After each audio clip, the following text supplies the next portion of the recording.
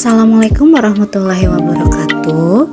Saya Tira Regiani Riyadi, peserta pelatihan dasar CPNS tahun 2022 Pemerintah Kabupaten Majalengka Angkatan 4 NDH 17 akan membahas tentang analisis isu dan gagasan kreatif mewujudkan smart governance. Isu yang saya temukan di UPTD Puskesmas Saledang yaitu 1. Kurang optimalnya penyimpanan sediaan farmasi, alat kesehatan, dan barang medis habis pakai. 2. Kurang optimalnya pencatatan sediaan farmasi, alat kesehatan, dan BMHP. 3. Kurang optimalnya pengelolaan obat kadaluarsa. 4. Belum terlaksananya konseling obat. 5. Kurang optimalnya pelayanan kefarmasian dalam hal kelengkapan resep. 6. Kurang optimalnya perencanaan sediaan farmasi, alat kesehatan, dan BMHP. Isu yang pertama yaitu kurang optimalnya penyimpanan sediaan farmasi, alat kesehatan, dan barang medis habis pakai.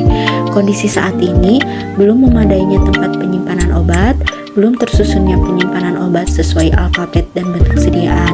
Dampaknya tidak terjaminnya mutu sediaan, kesalahan dalam pengambilan obat, pihak yang terdampak, pasien dan petugas farmasi. Isu yang kedua yaitu kurang optimalnya pencatatan sediaan farmasi, alat kesehatan, dan BMHP. Kondisi saat ini, pencatatan masih menggunakan sistem manual, masih terdapat ketidaksesuaian stok pada saat stok off-name. Dampaknya, dokumen pencatatan tidak tersusun dengan baik, stok obat masih tidak dapat diketahui kebenarannya. Pihak yang terdampak, petugas farmasi. Isu yang ketiga adalah kurang optimalnya pengelolaan obat kadaluarsa. Kondisi saat ini, adanya obat kadaluarsa yang belum dimusnahkan, belum adanya tempat khusus untuk obat kadaluarsa. Dampaknya, adanya resiko obat kadaluarsa diberikan kepada pasien, penyimpanan obat yang ada masih bercampur dengan obat kadaluarsa, pihak yang terdampak, petugas farmasi, dan pasien.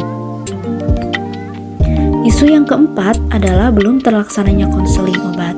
Kondisi saat ini belum terlaksananya konseling obat, tidak adanya ruangan khusus konseling, dampaknya tidak terjalinnya komunikasi dengan pasien. Pasien tidak menerima informasi obat secara lengkap. Pihak yang terdampak yaitu apoteker dan pasien. Isu yang kelima adalah kurang optimalnya pelayanan kefarmasian dalam hal kelengkapan resep. Kondisi saat ini, resep tidak lengkap dalam hal jumlah obat dan aturan pakai. Tidak adanya informasi pasien dalam resep seperti berat badan dan umur. Dampaknya, kesalahan dalam aturan pakai obat dan jumlah obat yang diberikan. Petugas obat tidak dapat memperkirakan dosis obat yang diberikan. Pihak yang terdampak, petugas farmasi, pasien, perawat, dan bidan. Isu yang keenam adalah kurang optimalnya perencanaan sediaan farmasi, alat kesehatan, dan BMHP. Kondisi saat ini menumpuknya obat slow moving, obat yang dibutuhkan tidak ada, dampaknya banyak obat kadaluarsa, pasien tidak mendapat obat yang diinginkan. Pihak yang terdampak, petugas farmasi, dan pasien. Teknik tapisan isu yang saya gunakan yaitu APKL dengan menggunakan bobot penetapan kriteria kualitas isu APKL.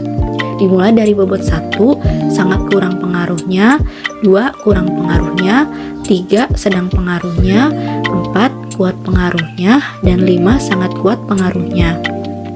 Masing-masing akan diberikan bobot nilai terhadap masing-masing isu. Setelah menambahkan bobot kriteria dengan teknik APKL, maka didapatkan jumlah yang paling besar yaitu isu nomor 5, kurang optimalnya pelayanan kefarmasian dalam hal kelengkapan resep. Karena dilihat dari segala sisinya memberikan pengaruh yang sangat kuat terhadap pengaruhnya.